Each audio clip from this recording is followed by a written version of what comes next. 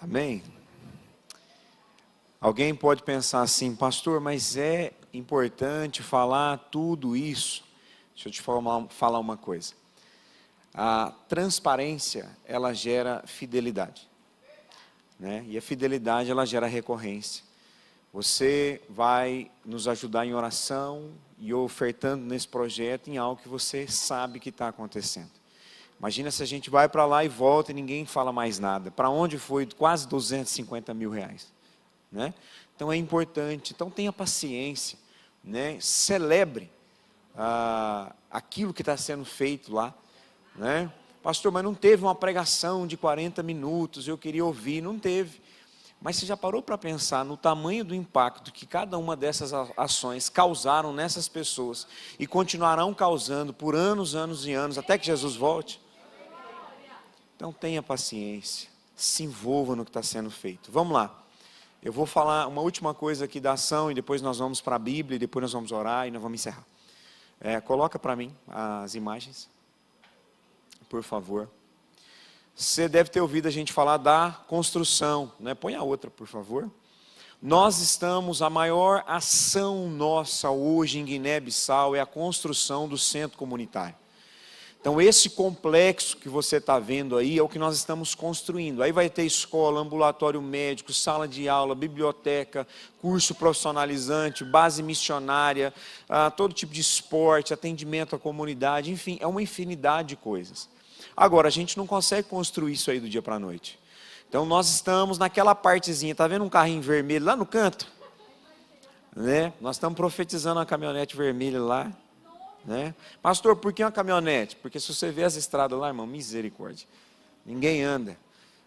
Enfim, né? Então nós estamos naquela parte ali de baixo, que é aonde está faltando o forro e aonde está faltando as placas solares, mas já dá para ficar lá, nós ficamos a maior parte do tempo ali, tá? E o que nós começamos agora esse ano é a parte, no caso da esquerda, né? Essa parte de cima aqui, ó. Nós começamos a fundação desse segundo pavilhão. Então, meu irmão, tem muito trabalho. Pastor, mas isso é loucura, é impossível. Bom, nós somos meio loucos mesmo, né? Pastor, mas não tem nenhum milionário para poder fazer uma oferta milionária para a gente fazer tudo rápido? Até tem, mas nunca chega, né? Eu ouvi de um pastor, eu sempre repito isso: missões é feito com pouca gente. Por quê? Porque a maioria das pessoas fecha o ouvido para isso. Missões é feito com pouco dinheiro. Missões até às vezes é feito com a promessa dos ricos, que falam que vai dar muito e nunca dá nada. Mas com a fidelidade dos pobres, com a fidelidade dos irmãos, com a fidelidade da igreja. Então, meu irmão, é assim. É a maneira como Deus faz a sua obra. Porque Deus não depende de ninguém. Se você não quiser fazer nada, ir embora por aquela porta, falando mal da gente, porque você veio aqui e não ouviu uma pregação, não viu o pastor Antônio, e não gostou de nada, amém, você pode ir. Deus vai continuar fazendo do mesmo jeito. Agora, nós podemos falar assim: Senhor, me permita fazer parte daquilo que o Senhor está fazendo. E se a gente fizer essa oração, abrir o nosso coração, sabe, meus irmãos, nós vamos construir esse centro comunitário. Lá já tem escola, lá já tem igreja, lá já tem muita coisa que já foi feito, mas agora nós estamos dando um passo além. E com certeza nós não sabemos quantas e quantas pessoas, famílias vão ser abençoadas através disso aí. Então eu só queria te dar esse panorama da construção, né? Se você deseja fazer parte, o Projeto Vida, quem faz parte do Projeto Vida, fica de pé, por favor, que está aí, né, sentado. Eu sei que tem um pessoal aí. Projeto Vida não é só quem, tem muito mais gente. Teve um pessoal que veio de manhã, isso, né? Uma salva de palmas para esses irmãos. Muito bem. Pode sentar, obrigado. Projeto Vida não é só feito de quem viaja, tem toda uma equipe grande que trabalha o ano inteiro. Em janeiro nós vamos reunir. Pastor, eu não quero ir para a África, mas eu queria ajudar o projeto. Então procura o Eula, procura a missionária Neide, me procura, pastor Marcondes, nós vamos saber direcionar você. Nós vamos trabalhar o ano que vem, vamos trabalhar muito. Por quê? Porque em novembro existe uma nação nos esperando para a gente abençoá-la. Amém ou não? Então, meus irmãos, se você quer fazer parte, quer participar conosco, sabe, tem tanta coisa para fazer ano que vem, nos dê um ok, fala com a gente, nós vamos colocar você nos nossos grupos, a gente vai trabalhar junto. Para encerrar, eu quero ler um texto. Atos capítulo 16, versos 9 e 10. Eu prometi de manhã que eu ia pregar à noite, irmão Carlos, mas não deu, né? Outro dia a gente prega, né?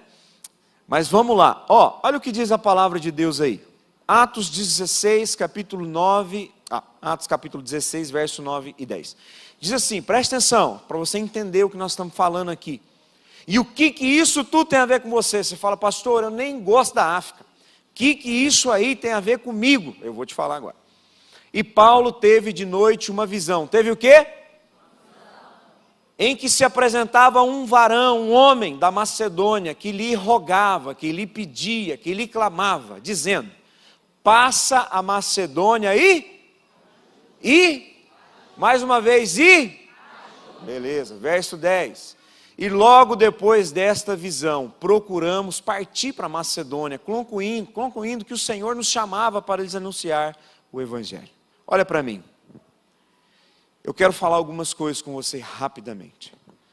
O apóstolo Paulo, ele não precisava ter ido para a Macedônia. O apóstolo Paulo não era um menino na fé. Ele não era um pastor de início de ministério. Ele não era um missionário inexperiente. Ele estava na sua segunda viagem missionária. Já tinha mais de 10 anos de ministério. O apóstolo Paulo já tinha fundado igrejas em várias regiões. O apóstolo Paulo já tinha feito muita coisa para Jesus. Muita coisa ele já tinha feito. Ele não precisava ir para a Macedônia. Aliás, o plano e o projeto do apóstolo Paulo era voltar por onde ele passou na primeira viagem missionária, revisitar as igrejas, orientar os irmãos, fortalecer a liderança. Porém, quando ele tentou ir, a Bíblia diz, uns versos antes aí, que o Espírito Santo não deixou o apóstolo Paulo ir para onde ele queria. Uma segunda vez o apóstolo Paulo tentou ir para outra região, onde ele queria visitar as igrejas. E a Bíblia diz também que o Espírito de Jesus não deixou o apóstolo Paulo ir. Mas então Paulo viaja para uma outra cidade chamada Troade. Diga comigo, Troade. E nessa cidade Deus fala com o apóstolo Paulo. Deus dá uma visão para o apóstolo Paulo. E então nessa visão existe um homem chamando o apóstolo Paulo e dizendo assim, passa, sabe, a Macedônia, vem para a Macedônia, porque nós precisamos de ajuda. Pastor, o que isso tem a ver comigo? O apóstolo Paulo não precisava ir. O apóstolo Paulo podia ter só mandado uma oferta, o apóstolo Paulo podia só ter enviado uma carta, o apóstolo Paulo poderia ter ficado fazendo aquilo que ele estava fazendo ali, que já estava bom demais, só que ele precisou entrar num barco, mobilizar a equipe, ir para outro continente, para cumprir algo que Deus estava mandando fazer. Amém? E quais são os frutos dessa obediência do apóstolo Paulo? O Evangelho foi pregado a muito mais pessoas. O Evangelho se expandiu pela Europa.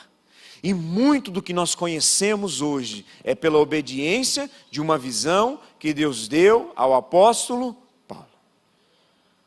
E agora eu concluo dizendo o seguinte, o que isso tem a ver com a gente? Nós poderíamos ficar aqui na nossa igreja todo culto, toda semana, fazendo o que nós estamos fazendo, e tá bom demais. Só que existe um clamor oculto, diga comigo, existe um clamor oculto.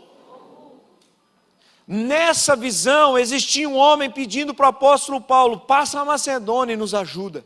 Deixa eu falar uma coisa para você, existem pessoas na África orando, Senhor, manda alguém para nos ajudar.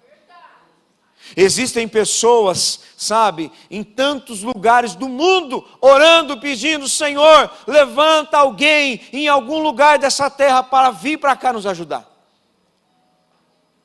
Meu irmão, eu não sei você, mas Deus deu um chamado para a IBNC de Rio Verde, para abençoar a nação africana. E eu não posso, você não pode fechar os olhos e os ouvidos para aquilo que Deus nos deu como visão. Nós poderíamos continuar com os nossos planos, com os nossos sonhos, com os nossos projetos, juntando dinheiro, ajuntando tesouro, colocando telão de LED, colocando luz. Nós queremos pôr, né, pastor Marcondes? Né, vai chegar a hora. Mas nós podíamos fazer só isso, mas não, nós estamos abençoando famílias do outro lado do mundo. Por quê? Pergunta para mim, por quê? Porque é a nossa obrigação, é a nossa responsabilidade. Jesus disse assim: ide por todo mundo e pregar o evangelho a toda criatura, Jerusalém, Judeia, Samaria, até os confins da terra. É minha obrigação. Agora deixa eu te falar uma coisa, é sua obrigação. Existe um clamor oculto. Por que oculto, pastor? Porque só quem ouve esse clamor são os filhos de Deus. Sabe quem vai ouvir o clamor de uma criança lá no Sudão, lá na Somália, lá na Nigéria, lá em Guiné-Bissau? Sabe quem vai ouvir o clamor de uma viúva, o clamor de um pobre? Não é o governo, não são os Estados Unidos, é a igreja do Senhor. A igreja do Senhor está espalhada por toda a terra. Pastor, eu não preciso ir para a África para fazer missões. É verdade. Só que a maioria das pessoas que eu encontro que fala isso para mim, não fala de Jesus para ninguém, nem aqui, irmão, e está criticando a gente que vai para a África. Ai, mas vocês podiam fazer aqui em Rio Verde, mas você também não faz, infeliz. Ai, mas vocês vão mandar dinheiro para a África, não dá uma oferta para ajudar um irmão que está do outro lado da rua, mas está criticando quem está fazendo.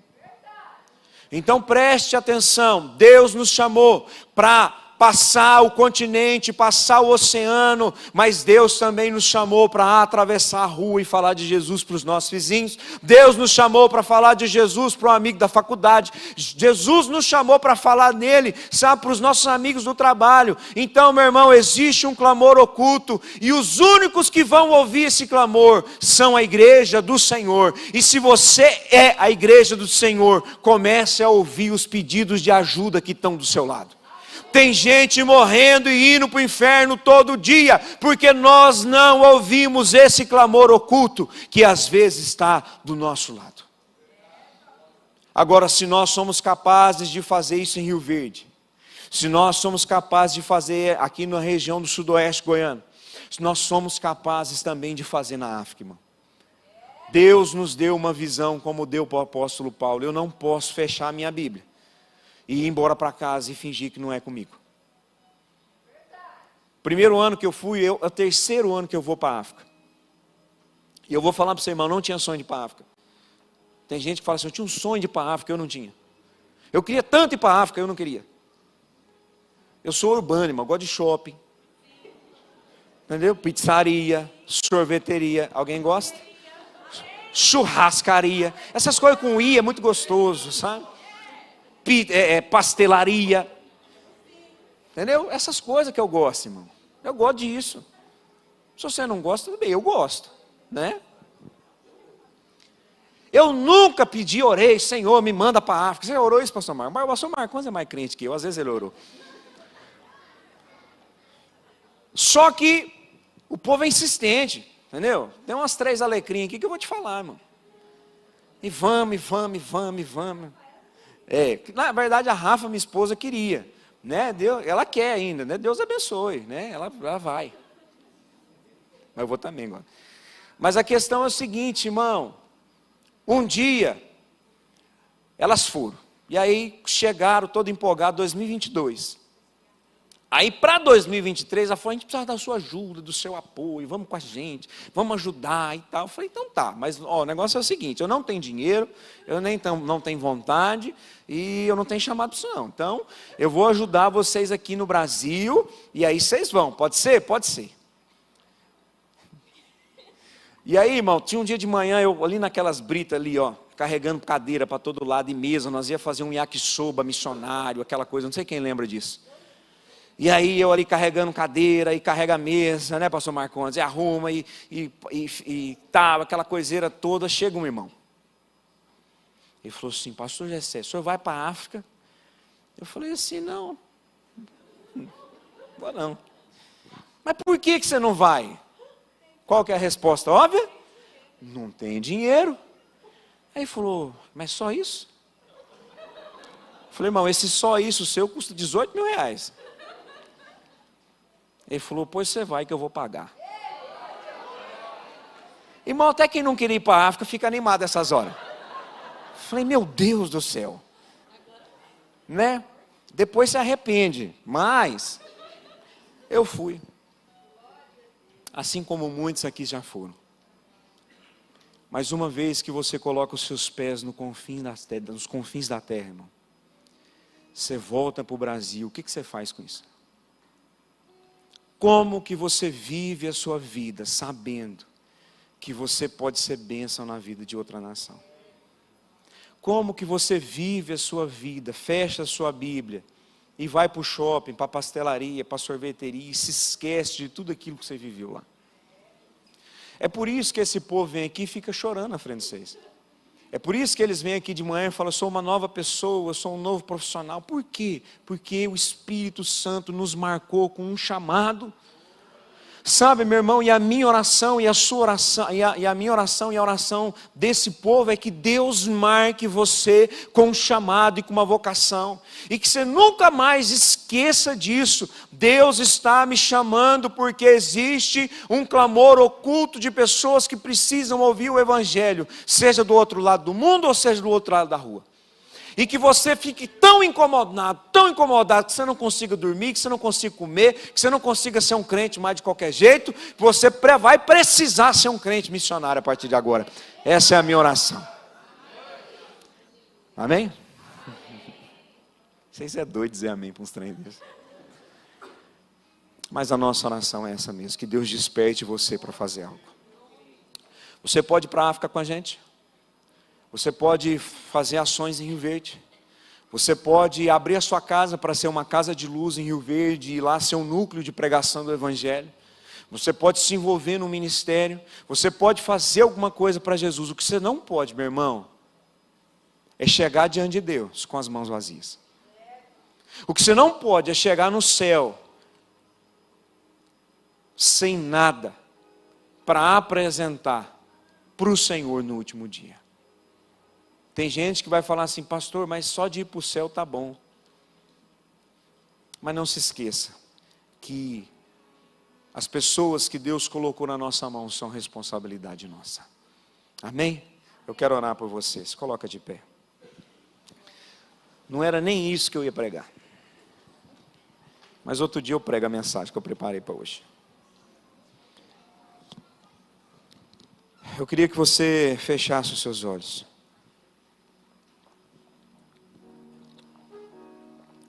E não tem outra oração. A equipe que está aqui, eu gostaria que estendesse as mãos para a igreja. Você que está aí, eu gostaria que você colocasse as suas mãos no seu coração. E eu queria que você fizesse uma oração sincera na noite de hoje e falasse, Senhor, eu não consigo às vezes sentir o que esse povo sente. Eu não consigo ter esse amor que esse povo tem.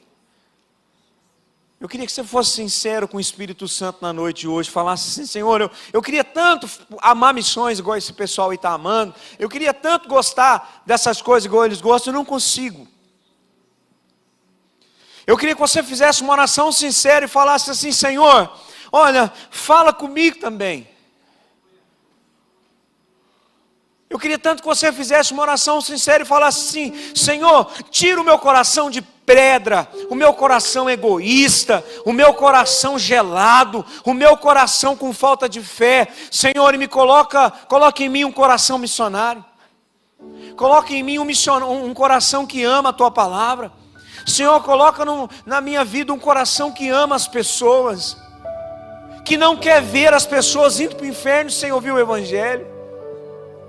Eu gostaria que você fizesse uma oração sincera e dizendo, Senhor, eu não tenho feito nada para o Senhor, mas eu quero sair daqui nessa noite, Pai, com compromisso de fazer algo para o Senhor. Mas o que fazer? O que fazer Deus colocará no seu coração. Eu queria que você fizesse uma oração sincera nessa noite e falasse assim, Senhor, eu quero ser um cristão missionário. Seja aquele que vai, seja aquele que ora, aquele que contribui. Alguns vão dizer que uns Deus chama para ir, outros Deus chama para orar. Não, todos Deus chama para ir.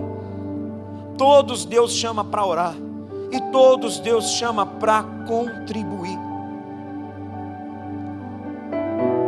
Pai, em nome de Jesus, eu quero entregar esse momento nas tuas mãos nessa noite.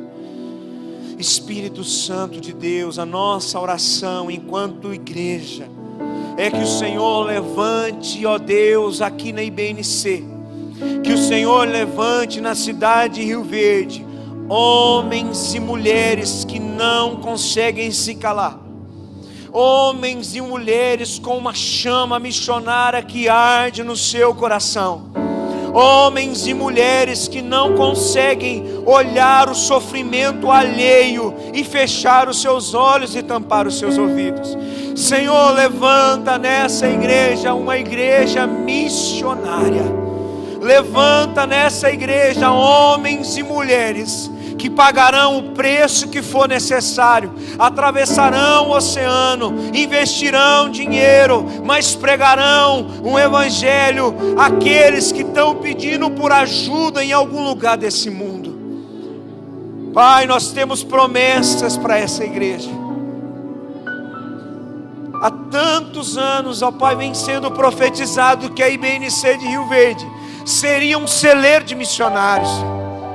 Missionários urbanos, mas também missionários transculturais. Pai, confirma chamados aqui nessa noite. Oh meu Deus, vocaciona pessoas, os jovens e os adolescentes que estão ouvindo essa palavra. Toca em seus corações, faz arder essa chama, e que eles entendam que Jesus os está chamando para uma obra maior e missionária. E que aqueles, ó Deus, que talvez já estejam um pouco mais velhos, entendam que o Senhor também está contando com eles, que para o Senhor não há limitação de idade. Levanta uma igreja intercessora, que ama orar por missões e pelos seus missionários. Levanta uma igreja que oferta com o coração feliz e grato. Uma igreja que não é egoísta, que não pensa só nos seus próprios interesses. Oh meu Pai, que nós sejamos essa igreja. Se você crê nisso, diga amém, amém, e aplauda o Senhor. Deus abençoe vocês, em nome de Jesus. Pode se assentar por um